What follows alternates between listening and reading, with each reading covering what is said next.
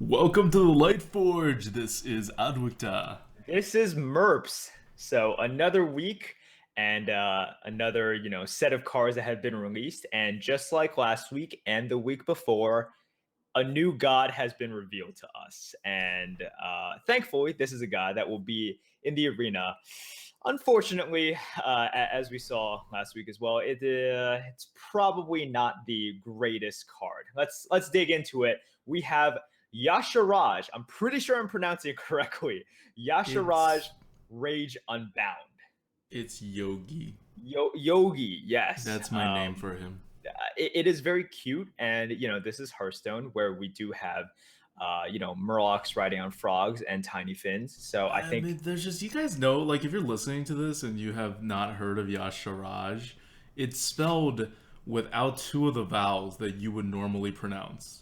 And then it has an extra vowel for no good reason. Like it's clearly not English, and so I don't see why we should pronounce it in whatever way that they want us to. It's Yogi. I'm gonna call this guy Yogi from now on. okay. Yogi, I will keep on calling it by the correct name. Yasharaj is a 10 mana card, just like the other gods. It is a 10 mana, 10/10 creature, and at the end of your turn, put a minion from your deck into the battlefield. And we have seen themes for all of the gods so far, right? So we have seen Cthulhu's theme is, pump up Cthulhu with all the other minions, and then using its battle cry, just have a huge bomb effect. We Mm-hmm. have also seen N'Zoth's theme be death rattles, right? So that was something that has already been in the game, but we're furthering through this new card. And we see a similar aspect with Yasharaj. So you are putting a minion from your deck onto the battlefield in the end of your turn. Um, which is sort of like a varying Rin effect, although instead of getting the immediate effect, this can keep on going and keep on going, and also you get more stats. And And you're getting a minion. It's really more like what do you call that guy? Mind games, but like for yourself. yes, mind games, the meta impacting card that is mind games. Mm-hmm.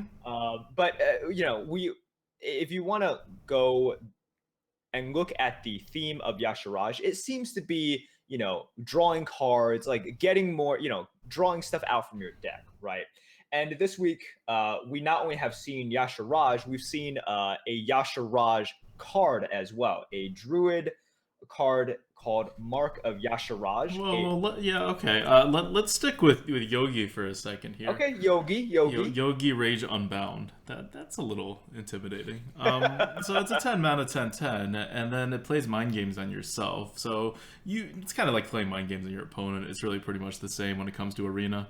You're gonna get something like a 3.5 mana worth of card, most likely, which is what, like a 4/4 about. So a 10/10 with a 4/4 on the board. As far as this legendary goes, it's fine. Um, it's not too impressive. It's a bit overstated. It's not all tied up to one minion, and then if it lives, it will keep generating minions. But you're presumably going to remove it because if a 10/10 lives, you're pretty dead anyway, no matter what it does or doesn't do after that. So that's just I just wanted to get a word in about Yogi before you go on to like Yogi's minions and themes and stuff like that. Okay, now that you're saying Yogi, I can't get that out of my head. It's Yogi. Okay. Anyways, as for Yasharaj, I do agree with your evaluation. You're looking at cards that bring two bodies onto the board. So cards like Mm-hmm. Hogger, cards like Yep. Silverhand Knight, right? Like Except Hager taunts to protect him. exactly. Yogi Yeah. doesn't. Yogi does not. That is true. Yasharaj does nothing to protect itself unless you're pulling like a Sunwalker out of the deck, Yeah. right? And with those cards, those can at least come out earlier, right? Or Mm-hmm. you can do something else with that. And with that's always the fear with 8 mana, 9 mana, 10 mana cards, that the inflexibility and the fact that you have to wait such a long time just to be able to play them. And yes, you're getting more stats, and yes, you have the upside of drawing more minions from your deck, but you always have to balance it out with the downside. So not a spectacular card, and I'm not gonna think about the constructed implications of this. But for the arena, we're not gonna see this as like a super premium legendary to any extent. So, Hmm. with that being said, we're going to move on to the Yasharaj card that has been revealed. And ADWCTA actually talked about this extensively as future ADWCTA in his video, if you haven't seen it. Oh yeah, I made a video, guys. So if you haven't seen my video, I did like a whole meta preview of all the cards that we have that has been revealed in Wrath of the Old Gods. It's on YouTube. It's in 2 parts. And I reveal. Well, okay, so I forgot about Tentacle for Arms, so I didn't review that card. But I reviewed all the other ones, not the legendaries, all the other normal ones, and then I put them into nice themes about how the meta is going to go. I talked about historical metas, trying to tie it all in so you get like a big picture feel. So when you step into the old gods meta, you feel like like you can call upon your past experiences and intelligently adjust that to what's about to happen. And a lot of arena is about expectation and risk, right? So rather than just saying this card is good, this card is bad, because that's not what the arena is about. Like, I mean, sure it is, but it's also about being able to use your gameplay skills intelligently. And to do that, you can't just figure out whether cards are good or not. You have to see where the meta is going and how you adjust. So that's where we go. It's we had 2 videos out so far. We'll put another one out next week to bring us up to speed on the revealed cards, and then we're going to do like 12 videos. That's my goal, to do 12 videos once all the cards are revealed. Each one like 10 minutes long, like 1 for each class, and then 3 for like neutral cards or something. And we're gonna release a few of those every day. Yeah. But it's all very good stuff. Barrett, our video editor, did a great job with the production values. It's like, it looks like we're like professional like content creators. I It's pretty know cool. it's pretty incredible. So thank you for that work there. And yeah, just wanted to talk about Mark of Yashraj for a second. I'm not going to go into that much detail. Adwokta did a great job sort of explaining how it fits within the meta and sort of the implications of this card. But we do see the query for the theme of Yashraj, which seems to be drawing cards, just getting more and drawing from your deck. Mark of Yashraj is 2 mana, Druid common card, give a minion +2/+2, and if it is a beast, draw a card. So Beast Druid. This is something you love, Adukta, isn't it? I know. I give this card super high marks because it's beast. Super high marks. Okay, I didn't even mean for that. Mark of Yogi. What a good card. Okay, so it gives a minion +2/+2, which is like okay-ish. It's not that great. But then if you just like wait for a beast, and you're going to have beasts. Blizzard has really made it a point to make Beast Druid a thing. So you're just going to draw cards, and even if you just like play it with a beast later on, you get like a bigger beast, which is always good, and you get to cycle out your 2 mana card for a much bigger card, right? Normally to cycle out a card, you get like 1 damage. Like think of Wrath, right? If you have the option to cycle a card, it's kind of crap. But this, you get +2/+2 on a minion. Like turn your crappy 2-drops into Yetis, right? Like a very good card. Yeah, definitely. And we're always looking for good and easy synergies that make the arena interesting. And just having a beast is a lot easier than like, hey, have a 10 mana card, right? Which is a synergy that we have seen. So that's cool. I'm looking forward to seeing more Yasharaj cards, and we're hoping to also see the final god reveal next week. But until then, the cards keep on coming. And let's move on to some of the cards that were revealed this week. Before we get to what I know the cards you want to talk about, I want to talk about the other Yasharaj card. Not this one. This is a Cthulhu card. Okay, I'll bitch about Cthulhu later. Not this one. This is a Paladin card. Yogi doesn't like Paladins. God, there was a card. There was not a card. There was totally a card. I'm not making this up. What card are you thinking of? It's the one that brings 10 drops in? Right, Ancient Harbinger. Oh, okay, yeah. See, it is a card. It's totally a card. Okay. I mean, it's not a Yasharaj card necessarily. It's a Yasharaj It is a card. god card. Okay, fine. It is an Old Gods card. I'm calling it a Yogi card because it kind of I'm trying to fit Yogi into a theme, right? Like he's all about bringing minions out, and his mark of the whatever mark of Yogi puts a another card in your hand. So he sometimes draws cards. He sometimes puts cards directly into the board. I don't know. Maybe he's the one that corrupted the good old um, loot hoarder, right? Who knows? You don't know who's corrupting who here. And That's Ancient true. Harbinger is a 6 mana, 4/6 epic card, neutral. It's not going to be good, right? 6 mana, 4/6. It's Yeah. like a Reno Jackson that'll never trigger because its trigger ability is at the start of your turn. At the start of your turn, it even has to live for an extra turn. Right. It's not like Reno, which is a battle cry. Yeah, Yeah. and the actual ability is put a 10 cost minion from your deck into your hand. So draw a 10 cost minion. It's the arena. You don't have 10 cost minions, so you don't have an ability. But the idea, I think, with the theme of Yogi is to try to put more stuff into your hand and on the board from your deck. It's kind of a wide theme, and it's not a new theme, but maybe they'll do something fun with it. Maybe there'll be more like pulling from your deck kind of things in this, and it's not just like card draw. Because if really two of the old gods, one is death rattle, one is card draw, that's pretty lame. Right. And I do like how Blizzard is sort of implementing this. You obviously don't want too much new stuff at once, right? You don't want to introduce Mm-hmm. like two keywords and also introduce this god theme within the same expansion. So you can see what they're doing. They are sort of widening um, uh, sort of the lanes for some of these classes. They are reinforcing some themes for some classes like Beast for Druid. And at the same time, they're introducing this, these gods and the fact that you're going to sort of center your deck around these four very powerful minions, but we're not going to shake it up and also introduce like another discover or another inspire. We're going to use these old tools but just implement them in big ways. So that seems to be what Blizzard is doing. Like they haven't revealed all their cards yet, right? And they could basically just pull a complete 180 and it's like, look, we have all these new mechanics in the other half of the cards. No, they But already said they're not going to have keywords. yeah, I yeah. just look, the last old god better have a very interesting thing. Like, if it's battle cry, I'm not going to be happy. That's all I'm saying. It's death rattle and draw cards so far, right? Like, Right. come on, you got to give us something here. Um, all right, and the forbidden cards were like the cool thing, but those are all epics. Like, I want something to play with. Right. And the forbidden cards, that goes to what I was talking about of just expanding the game in a very small way, Mm-hmm. right? It does something in which we've been expecting it, they do it.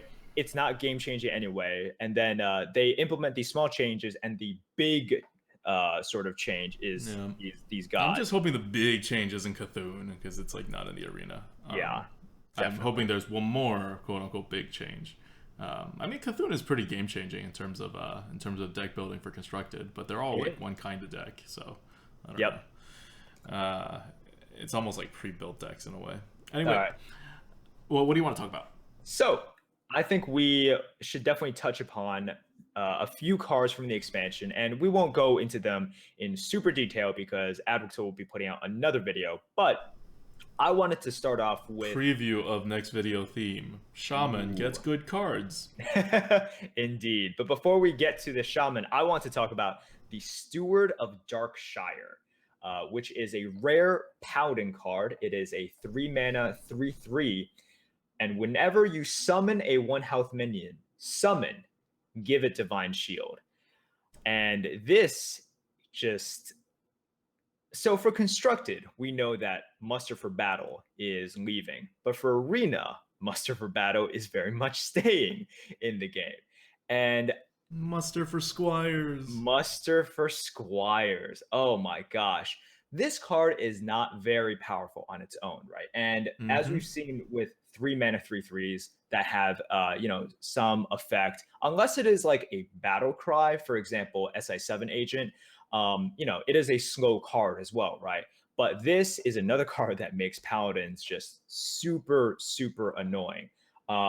It So if you look at the effect compared to like Silverhand Regent as well on turn 5, so you drop Silverhand Regent, you hero power, you get 2+1/+1s. With this one, it's essentially the same thing because it Yep. just gives it the Divine Shield as well. and it It's gives, worse. yeah, it is. You'd rather have, like, unless you have a Blessing of Kings you're waiting to put on it, you'd rather have an extra 1/1 than a Divine Shield on it. Yes. So this is another card that I would not call objectively good, but it Hmm. does give Paladins another sort of tool to be very, very annoying, right?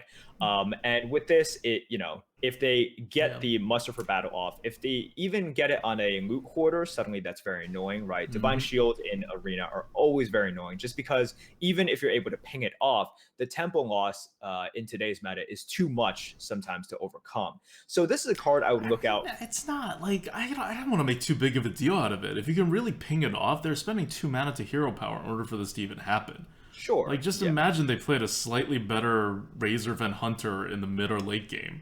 You're not scared. Like, use your hero power. Don't get caught up in the, don't get screwed by like a buff or something. Just do what it takes to get them off the board to the extent that you can, or just go face. Um, I so Silverhand Regent is a good card for the Paladin. It is definitely. Like, it's actually a good card. It's not just like an okayish card. So this is going to be a good card for the Paladin, but Yes. it's not like brokenly good. I think No, that's no, kind it's of the not point. brokenly good. It is also just one of those cards that when you get it to hit on Yeah. on some of the cards in the game, it's just very frustrating, and it continues down this sort of like Paladins have very frustrating combos I in mean, the okay, arena. how often are you screwed by Quartermaster? That is an epic though. This is a rare, Sure, okay, fine, fair enough. right?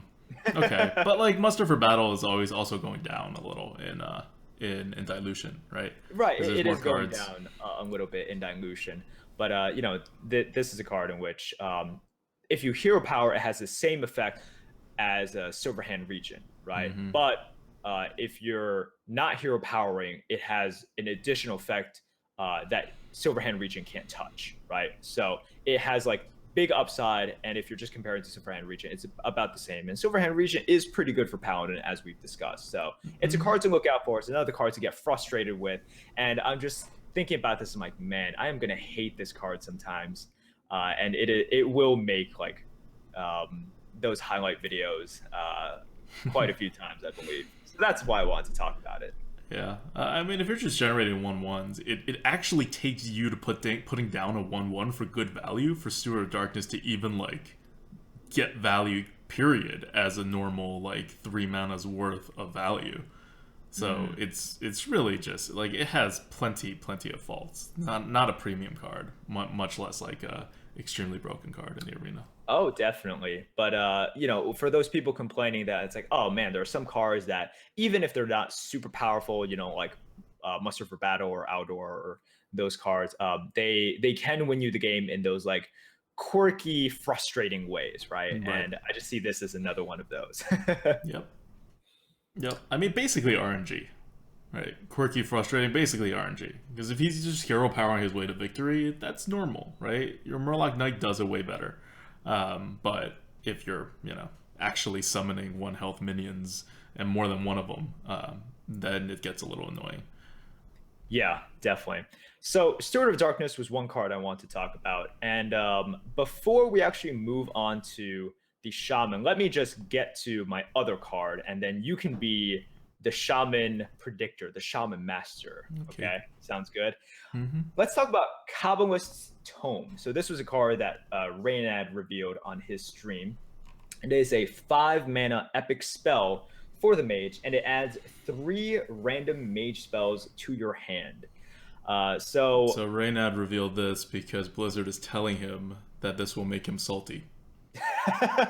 that's true. Add 3 random mage spells to your hand.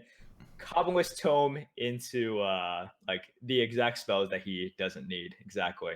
Reynad with the While the total opponent RNG card. Kabbalist Tome, a spell slinger will give both people Kabbalist Tomes. Ooh, I like it. Love it. So this card, it plays into And is it Kabbalist? I thought it was Kabbalist. it might be Kabbalist. Because it's a Cabal, is the normal word. Ah. So I don't know what happens when you put an ist afterwards. Wow, guys, this is ADWCTA correcting someone else's pronunciation. Mm-hmm. See, this word World like actually has something to do with English, unlike Yogi. Yeah. Kabbalist Tome, it So it continues this sort of control mage, very slow play style. And something that you could possibly compare it to is something like a Nourish, right? Same mana Hmm. cost, you draw 3 cards. And the question sort of becomes, would you want to draw 3 cards from your deck that you, Yes. or would you rather have 3 random mage spells? No. Well, there are pros and cons to each, right? The cards that you draw from your deck, you've drafted, so you've filtered, right? And we do talk about this, the filtering effect when you So draw they're from your better. deck. They are good. At the same time, spells are usually initiative, right? And mages have pretty good spells. They Uh, also have pretty bad spells. Like the reason Ethereal Conjurer works is because you get to filter out some of the bad ones. Like think about all the random secrets Mage has, right? Like Mage does have good spells, but it's a mixed bag. It's not as consistent as you think because you only remember the good ones because those are the ones that get drafted. But there's plenty of bad options that you just like don't even look at too much, or at least they are likely to be bad, right? Like they could right, be good in right. certain situations, but you're not like a synergistic deck or whatever. I think it's way more for like constructed, right? Like the mage with the flame waker and all that stuff. Definitely, Um, it could fit into potentially fatigue, or I don't know how it fits into tempo. If it does, once again, I am not a constructed player. But for the arena, it seems as though the Blizzard has really been sort of pushing mages into later and later stages of the game, yeah, that's right? true. Hmm. Earlier expansions, like we have seen, Flame Cannon was a tool that they gave it for early game removal, past just Frostbolt, right? Right. And Flame Cannon was it's just a powerhouse removal as Hmm. well, which synergizes with some of the earlier cards such as Mana Worm. Now with these latest expansions, it seems as though Blizzard is like, look, if they are considering the arena in these, they're like, okay, mages should be this slower class, this control class, card advantage. You know, we're not like taking away their early game options; they still have them, but like Ethereal Conjurer, Kabbalist Tome. Let's make sure that they are playing for the late game, trying to play this control, and that's their role within our Yep. design space. Yeah, Yep. Epic card. Eh. yeah. All right. So, All are you right. All putting right. on your Shaman Master hat? Shaman Master Hat on. Okay. Tell us about these new, shiny, and exciting shaman cards. So, as people who watch our stream know, I have done extremely well, and by extremely well, I mean not awfully, with Shaman, which is extremely well relative to, most people playing Shaman. In the AoE meta with Shaman, and my playstyle has developed to very heavily rely on cards that buff other cards and spreading wide on the board, and then getting like either infinite value or just a lot of value out of totems. And when that doesn't happen, I do very poorly because the shaman sucks. Now, Blizzard, knowingly or not knowingly, because I think shaman's actually a viable constructed class right now, like this like tempo kind of like shaman. But Well, there's regardless, aggro shaman, yeah, like there's mage like an shaman. aggro Yeah. shaman. It's like not a total joke the way shaman used to be, but they're giving it two really, really powerful cards, like just flat out overpowered cards. They're both rare, so they're not going to like totally ruin your arena experience. Right. But you also see muster for battle. Even rare cards can have a big effect. So let's go with the first one. It is Thing from Below, and this is probably the more swingy, more problematic card. It is a 6 mana, 5/5 taunt. 5/5 taunt, by the way, would be an incredible card if it were 5 mana and it would be properly statted. So it would be like a really incredibly good card, better than Yeti, better than like all the other stuff. But it would be properly statted. They just don't have a card like that. This is 6 mana, except it's not 6 mana, which is where the problem is. The text reads cost 1 less for each totem you summon this game. Now, this means in the entire game. You don't have to have the Thing from Below in your hand. This isn't like Knight of the Wild. This is more like Frost Giant. Like Yep. Frost Giant is 8/8 10 mana. Each time you use your hero power, reduce its mana by 1. No matter where it is. And to use Blizzard's new favorite expression.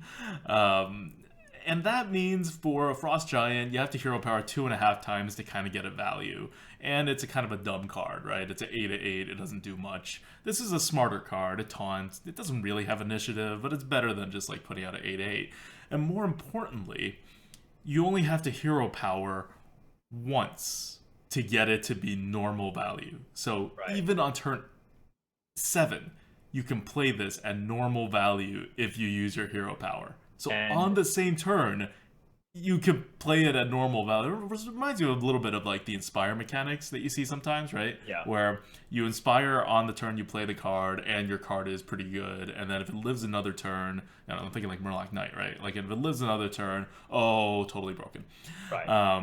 And it's even like better than basically Inspire, because Inspire forces you to use your hero power. This, you could just play Totem Golem. You could just play Tuskar Totemic. Yeah, of course. A lot of the totems are really good, right? Yep. They're totems you want to play anyway. But even more than that, this isn't like Inspire, because you can play it before you have the card on the board. Yes. So you can Inspire many times, save it up, and then play it later on. I guess Blizzard thinks this is balanced because later on, all you gain is tempo. You don't actually gain any card advantage. So they may be thinking, well, later on in the game, card advantage matters more than tempo anyway. So yes, you're gaining like really an insane amount of tempo value, but it matters much less than it would at any other part of the game. But there's just not enough downsides on this card, right? Like, you turn 2 Totem Golem, and then this card comes out as a 5/5 taunt. You hero power sometime before you get to turn 4. Now this is a turn 4 5/5 taunt. In fact, it really incentivizes you to spam your hero power like earlier just to get this out. Like a 5/5 taunt stops everything that's below 5 mana in its tracks, except a 5/4. So you get a 2-for-1 card advantage that way, despite like spamming totems the whole game. Like, it really changes up the way you play Shaman.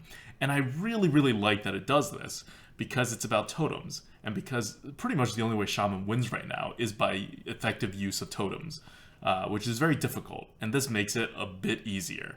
So it is overpowered, but it's strangely balanced too, because it doesn't really have initiative and it doesn't have card advantage. So I know a lot of people look at it and just go, oh my god, broken, it's like 100 points. It's not 100 points.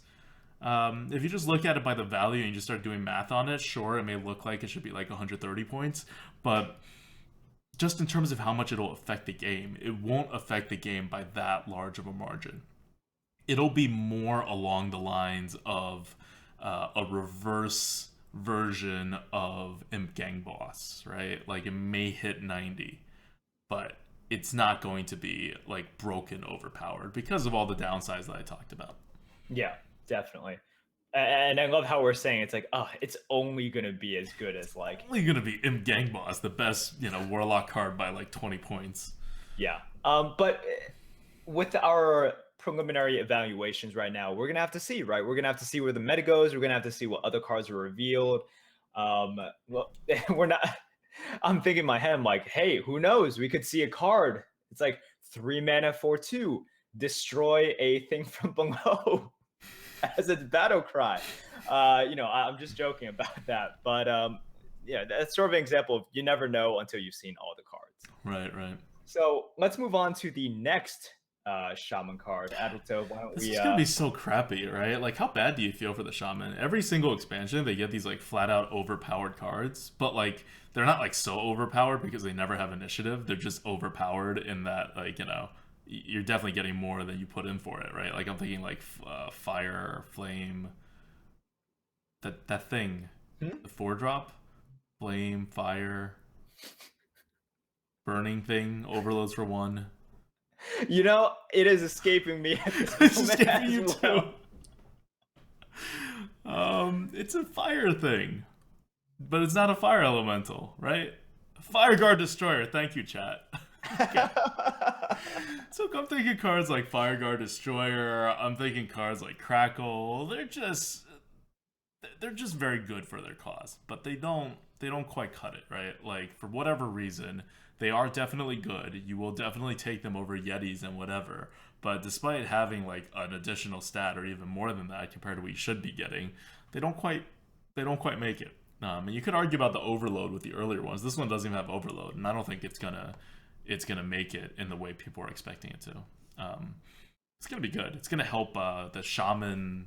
What do you call it? Like the shaman unique thing, right? Which is flip the board, flip the board. Well, this flips the board in the late game, right? Yeah. If there is sort of any class that can play from the hand, right, that Mm-hmm. doesn't really need the board, that can have huge swings, it should be the shaman, right? Like rogues can do it a little bit, definitely, but shamans should definitely go in this direction because of overload and because of all of the spells and all of their swingy Yeah, cards. But right yeah. now, it's just too weak. So. I like that it fits the theme. All right, a shaman plays around with mana. You overload. This is essentially like a reverse overload. You keep spamming totems early, and then you get your mana back later on. I Yep. like it. Like shamans don't play by the same rules of mana as other classes, and they're trying to give it more space in that area instead of just overload. Yep. All right, and then we got one more card. It's the Master of Evolution, another rare shaman card, another flat overpowered card.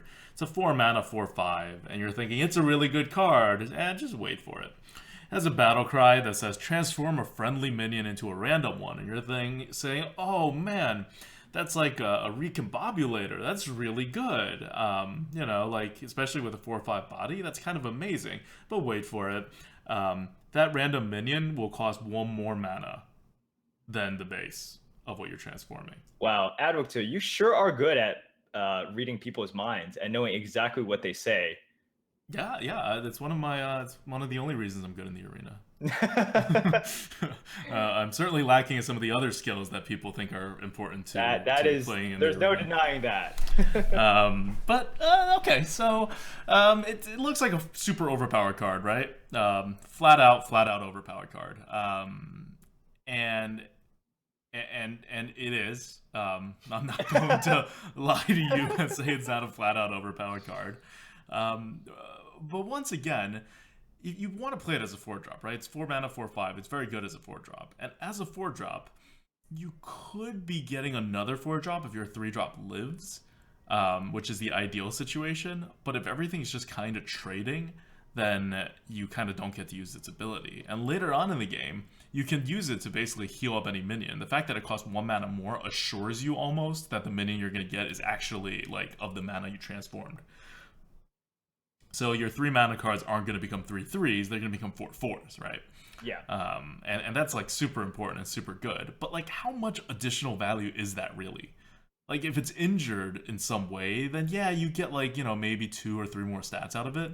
But normally, you would get no stats or like 1 stat at most. And that's if you trigger the ability. If you don't get to trigger the ability, it doesn't do anything. And of course, you can also trigger it affirmatively later on in the game, right? You play something with a battle cry and then you trigger it.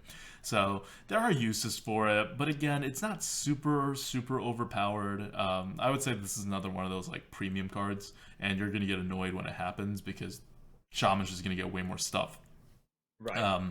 And the most annoying one, of course, is the totem. You get a free 2 drop with a totem starting on turn 6. You can play this, and the totem turns into a 2 drop for free.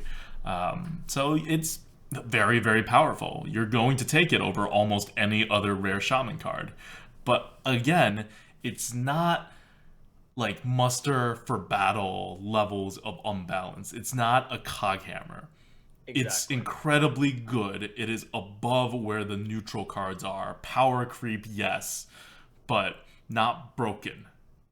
Not Yeah. kind of like Oldemon. I would say like it's like an Oldemon that you can't use on your opponents. Right, right. But unlike the paladin, like the shaman is missing the other cards which help make Keeper of Oldemon good, like the Yes. support cards that the paladin has. And I agree with your assessment. This is a really, really good card. The question is, we've kind of gone down this path before with Fireguard Destroyer, right? Mm, When Black Rock Mountain came out, people were saying, oh, this is going to bring Shaman back. This is what Shaman needs. Now, yeah. I understand it is just one card, but they're like, okay, you're basically getting a premium 5 drop 1 turn earlier, right? Mm, And that is the anchor that Shamans need, that this is fantastic. We saw that it just didn't have the effect that people were hoping for or that they predicted. Now, there's quite a few reasons for it. One is, turn 4, it goes directly into some removals like Fireball, for example. Hmm. So that doesn't really work out. But I think the bottom line is that shamans need something more than a stat stick, Yep. and even a very good stat stick, right? Hmm. Which is a little bit different from this. This is not just a stat stick. Like it heals, it has potential from the transformation, but like you said, it doesn't have that consistent, powerful initiative like a cog hammer or a Hmm. muster for battle, which were things that really push paladin over the edge. And it's something that we've also lacked for priest and these classes that we have seen sort of struggle within the arena. So I am very optimistic, but at the same time, I share your belief that we should be maybe a little bit guarded and not be too enthusiastic, and just say these are two really good cards. Let's not anoint shaman sort of Yeah, too early, yeah, right? as getting out of that bottom three Yeah, category, which I think a lot of people have already done that. right. So one thing I do want to point out is just in terms of offering rate, if you add these two cards together, they're basically a common. So Yes. it's as if you got a common class card that is really, really good and 4 mana, uh, or okay, we'll call the other one 4 mana as well. That's basically around 4 mana. So it's gonna make a difference, right? Like Oh, dilution or definitely. whatever with Hmm. the old gods card offering bonus and all that. It's gonna make a difference. It's gonna bump the shaman up. But we don't Yes. know what their common cards are yet. They could be total crap. If they're okay-ish, they may get a small bump. We don't know how priests are. We don't know how hunters are. Like I'm not ready to kind of judge on this alone. But these Yes. are good cards. Our These are evaluation would be different. Like if this was a common card, it would just be like, whoa, like, all yeah. right, that's definitely going to change the way we look at it because common cards, I mean, that's the bread and butter of the arena. That's what you're drafting over and over again. Rare Especially with cards, the bonus. yes, exactly. And super premium cards, even if they're rare, you're always going to see them as well. But you're only going to get like you get a minimum of 5 per draft. You're probably going to see like 7-ish per draft. Hmm. And so your chances of getting like just one of these per draft is iffy.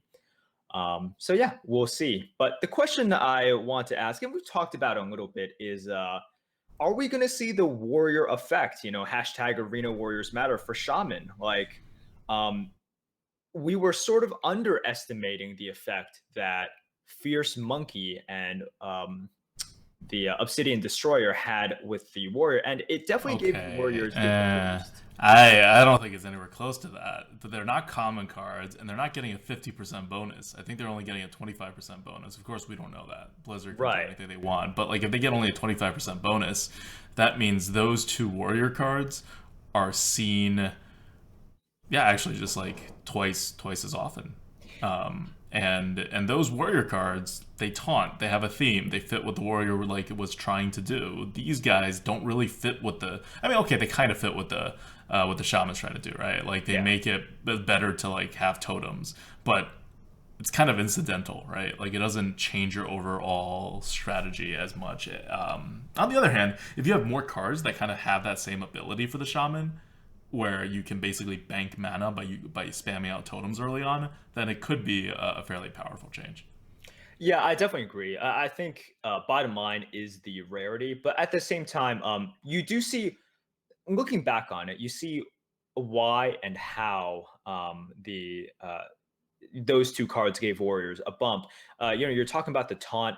It so those two cards sort of slowed the game down a little bit, and Mm-hmm. it benefits from a slower game as Yep. well.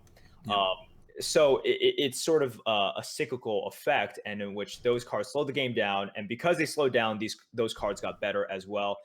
With these cards, they're very good. I just don't know how they impact the game other than just value, Right. right? Mm-hmm. And value That's is why the not banking thing is so like right. interesting to me, right? Like Yes. it's pretty much a new mechanic. as far as I'm concerned. And it's a Yeah. shaman mechanic, which are the most interesting mechanics, even if they're not always the best. And it reverses what the shaman normally does while helping it accomplish the same goals that shaman, and at least in the arena, is known for. So I don't know. And it fits in with totems. I really like, I'm very fascinated by where that's going to a much larger degree than I'm worried that these cards are going to make the shaman like even an average class. Yeah, and it's too a little bit too early, definitely to definitively say. We're gonna look out for new cards, and I hope to be pleasantly surprised by this. Okay, Last God is coming out the next week. I'm almost certain they're going to reveal it on Thursday. You will Okay. know how I feel on that day if you just look at that card. If you look at that card and you go, okay, then I'm just going to be a very upset person. And if you look at that card and go, whoa, that's interesting, then I'm going to be a very happy person. That's how it goes. Because we're not going to get another batch of cards until like August. This is what we got, and so far, it's just I'm not seeing a lot of like impactful things that will change the way you treat a particular class or the way you play a particular class. It's it's all kind of more the same. It is more the same, which makes sense, right? Because Blizzard is thinking in terms of constructed, and they are taking away all of these cards as well. So the impact of take, if you're looking at it in terms of impact, just the fact that they're taking away cards is a huge impact already. And then they're introducing cards, which is going to always have a huge impact. So the impact, like combining those two things together, like the impact on the constructed game is just ridiculous. It is All right, so they're trying to stabilize to kind of hedge it so that exactly, things don't yeah. go totally off the rails. Right, right. All So right. I can understand that, like, from a constructive point of view, this is huge because, we tend not to think about, oh, they're taking cards away. And I think even constructive players are sort of like just looking at these cards like, well, they're not, that Right. groundbreaking. But taking into consideration the fact that constructed is going to be missing hundreds of cards, I can see why they are veering a little bit, as you might say, safe. Yeah. So tune in later in the week for my video review of I guess these cards as I tie them into bigger, wider themes of where the meta is going, and I will. God, I wanted to say something. God, I'm in a different state of mind You today. really are. So one of the things that I'm going to talk about is about drops and about how drops are going to be changing. And we'll wrap this up on the Lightforge again next week because it'll be a pretty important topic, I think. But it does have to do with the whole keeping things the same. And just the idea, the basic thesis of it is that the old gods are not coming out with all that many drops that we've seen so far. And the drops that we do see are Cthulhu cards that aren't going to be in there, and that they don't have to come out with drop cards because we have been overdropped. There has been more drop cards than we want, or than each expansion has added more drop cards to make things more curving out than classic. And so no matter what happens, we're not going to be able to even revert back to classic, much less go below that. And classic was a little tough to curve out, but it was still overall fine. So Yeah. So I think that's it in terms of card review for the Lightforge. ADWCTA will touch upon all of the cards in his video. You ready for the question from the GOAT? what is the question from the goat? All right, I will answer first because I don't think I gave you enough prep this week for a question from the GOAT, which is what I like to do. I'm like, I want to surprise you. Bam! So my question is, we've seen some of these cards already, and this might be my favorite thing to speculate on just because I'm weird like that. But what do you think is going to be the best sound bite from the new cards? I have many ideas already. So From all of the new cards? Well, they yes, all have tentacles, so they're all going to sound not like all the cards Murgle have Lurgle. tentacles. Not all the cards have. I don't know what you were talking about. Anyways, it seems like you have an answer already, so that is good. No, you go first. I don't have an answer already. I'm still looking over what cards have been revealed. Okay, so I asked this last expansion as well, and I nailed it with You did. Sir Finley Murgleton, and You did. I'm going to say that I think my favorite is going to be Ancient Harbinger. because Doomsayer has some of the best lines. Now, what I'm hoping for Ancient Harbinger is that he or she, I can't tell from this. I guess it's a she. Yes. Yeah, yeah, yeah. Well, it's not human. Okay. This card, I'll just call it a card. This card, like Doomsayer, has great lines when it doesn't hit, right? Versus whether it hits. And also, since it doesn't have like an attack or something, when you buff it up and attack, it has an additional sound bite. I'm hoping that Ancient Harbinger has additional sound bites like Doomsayer, right? Like whether it draws the card or it doesn't draw the card. And if you can Yeah, you mean like Nat Pagel? Kind of, yeah. And what I'm really hoping for is that Ancient Harbinger, if it stays on the board, draws the card, and then you get to play the 10 mana card with the Harbinger on the board. It has an additional sound bite. Yeah, I'm not gonna go that far. Bam. I think Blizzard's been skimping on the sounds lately. No, don't do this, Blizz. Don't do this. All right. I think what'll be the best is Corrupted Healbot. Ooh. I don't know what he says, but the regular Healbot was nice and cute. So I want to hear what the Corrupted Healbot sounds like. I hope everyone is just a really bad pun on the original. Yes, Blizzard just puts out the worst puns or the worst / best puns. I think it would be great. And if we're gonna stick with my Murloc pick, then Vilefin Inquisitor should be a pretty good soundbite as well. It is a small, it looks like a small caster Murloc, right, for paladins. So that should be a pretty good voice. But yeah, I'm hoping my hype for the Ancient Harbinger becomes true. So fingers crossed for that. Okay, let's do card good bad. Question from the GOAT brought to us by our patrons. Our Patreon, it got a slight makeover, and now when you sign up for the Patreon, if we're streaming, it sends the alert live on stream again. We used to do that and then we stopped. Now we're doing it again because the technology is here again. So thank you guys so much. Thanks for feeding the goat. It's patreon.com/grinninggoat. Man, that was like rambling. I'm like not on my game today. You really are not. Card good bad. I will take this over. All right. Card good bad. What do we do for card good bad, Merps? What is card good bad? Card good bad is where we tell you whether a card is good or bad. Wow, that's deep. Wow, it is very deep. In this week's card good bad, for the second week in a row, are we going to have a good card? That might be unprecedented. I think it is unprecedented, but I picked this one because we were actually arguing about it. We've been working on a tier list update for so long now. A few weeks now. It's going to be a big one. And one of the ones we were debating actually just earlier today was Frost Elemental. And the Frost Elemental debate was which was better, Frost Elemental or Boulderfist Ogre? Because those are your premium 6-drops, and Draconic Crusher, but we all kind of agree Draconic Crusher's not quite up there. Yeah.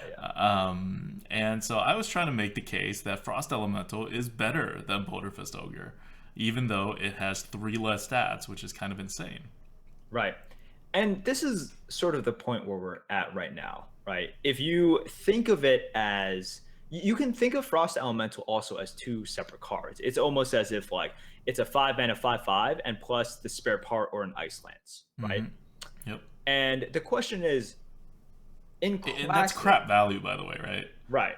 Like you add that up, you're like, okay, I guess I sort of get 6 mana of 2 understated cards. Yeah. So if you think back on like Classic and X-Ram, it's like Boulderfist Ogre was the that was the drop, right? The big drop and the most value you were going to get on 6. Frost Elemental still wasn't bad, but it lagged behind significantly if you looked at tier lists at that time. And now we are discussing this, and I think it's a pretty tough argument, right? Frost Elemental, what does the effect do? It's an immediate effect, so you get some initiative there, right? Which is valuable. You get to freeze something, so you get sort of board manipulation, which is very important. Yep. And you dodge Keeper of Oldamon, that dumb dumb card that you always see, right? You get the effect, and if you're afraid of the Keeper of Oldemon, you want to, sort of affect the board at least. And we've talked about this as well with Frost Elemental. If you're ahead on the board, that's great. You Frost Elemental, and you're absolutely fine. You're behind on the board, you get to manipulate it by freezing something on their side, and hopefully you can come back as well.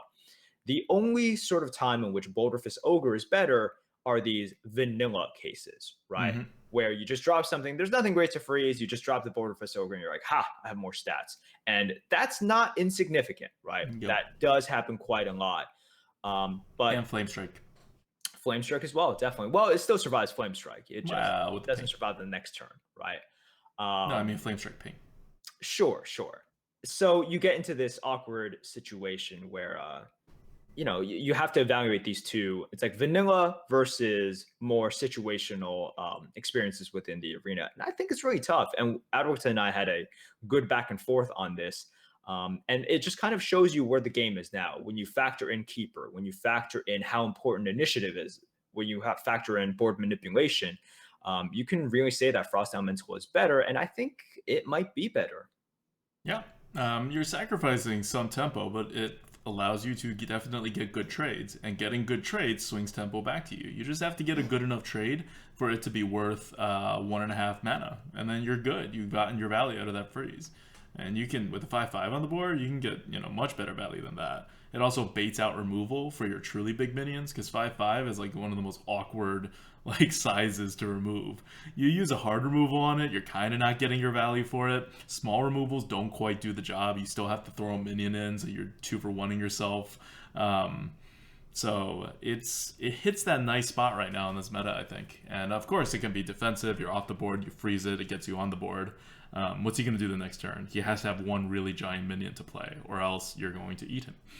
And aggro, of course, you freeze something to improve your board, and you get another turn to go face. So it's highly, highly flexible, and I really like that. Like, when are you not happy getting a freezing thing from the spare part, right? It's definitely one of the best. It definitely is. Freezing is just so powerful. And how many games have you won or that you have lost because of a freeze part? It's a little bit too much to be comfortable with. Yeah. Yep. All right, so that's Kurgan about Frost Elemental. It's a very good card, and it's one of those cards that's not apparent why it's so good, because it's so understated. Yeah. But it is, at least in this meta. Okay. Okay. So, class talk. This week we are playing Mage, the exciting, I can't lie, resident sleeper Mage. Whoa, come on. You're going to undersell Jaina like that? I do like playing Mage. So I think Mage is in a very, very good position within the arena meta right now, right? I don't think anyone denies that Mage is. I rated Mage first. Yeah, yeah. And I think that for me, I think it's very close between Rogue and Mage as number one, right? And I have really seen the power of Mage in the arena recently, just because they your decks were ridiculous. Oh yeah, you had a string of like so many ridiculous. What's your record again? Is it like 4? Did you break it yet? I had 4 12 wins in a row, and then I had a 3-win Mage, unfortunately, so that got broken. But yeah, the class is pretty good if you can get 4 12 wins in a row. Yes, with it is, and part of it has to do with this expansion, right? Ethereal Conjurer is just ridiculously good, and you're really able to put a big body out there. If you can have a clear board and you can put an Ethereal Conjurer, or if they have like a 5/5 out there and you put out an Ethereal Conjurer and they don't have a removal, it's like, oh man, I basically just lost this 5/5 for free, and they got a spell. The spell has initiative. If they drew a Flame Strike, if they drew a Fireball, you just put them in such bad position, and they can play the control game really well. And playing the control game with their specific ping, because they're the only class that has a ping that doesn't damage their face, right? Right. Druids, rogues. That's why they're control. That's why they're control, and that's why they can do it. Like, Druids and rogues, on turn on their turn 8, are you going to ping a Force Tank Nope. Max? You Nope. could, Nope.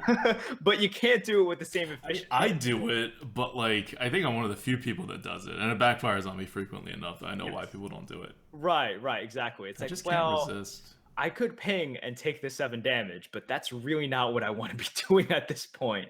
While Mage, you can play until turn 15, turn 20, turn 25, and every turn you use the ping. And for a Druid, he would have been dead like 10 turns ago because of Yeah. his ping usage. So Yeah. that really helps you play this control style. Like in the arena, there's not a lot of control classes because you look at what actually makes a good control like class, and you need to find ways. The most important part is to find ways to prevent damage and for ways to get more cards, right? So you have Warlock, which is kind of a control class, but it requires you to get on the board and stay on the board because then its hero power will get you infinite like card advantage value. You have the priest, which you have no idea how to get on the board, but if you do, you then get double power on the board if you just keep trading. So you have that way. But mage is the cleanest, right? It's initiative. It's flat out initiative that doesn't damage you. There's nothing that will like kind of compete with that.